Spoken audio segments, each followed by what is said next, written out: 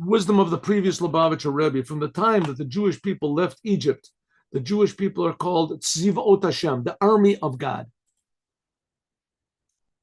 The Jewish people are also called servants of God.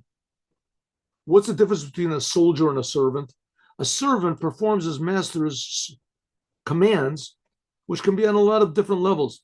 Sometimes there's expert servants, talented, the delicate craft of threading pearls, working with diamonds, whatever, or he can do simple tasks, clean the floor.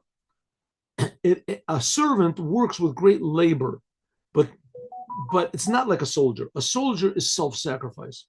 A soldier is willing to lay down his life. Soldiers are also servants, but they serve with even a greater amount of effort and labor and self-sacrifice.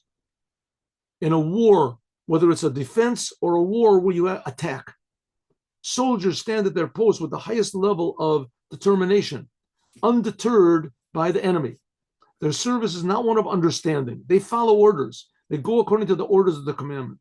The Jews are called the soldiers of God. The Jews in Egypt, they were the lowest level.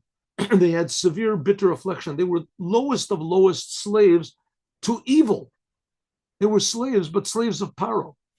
Despite it all, nevertheless, they weren't total slaves to Paro. They did not change their names. They didn't change their language. They didn't change their clothes. They held their Jewish identity. And we can see that today. We have Jews that are like, they pride themselves in their atheism and their anti-Semitism, and they're ashamed of being a Jew, and that they don't want to be a Jew, and they justify the enemies of the Jews, but they're Jews. They won't say that they're not Jews. They won't change that. You go up to a person like that and say, well, maybe you're not Jewish. I'm just as good a Jew as you.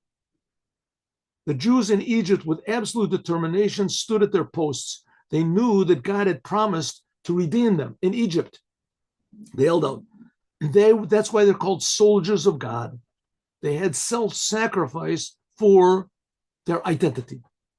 Whoever behaves like they did under such circumstances, that's called a soldier in the enemy, in the army of God.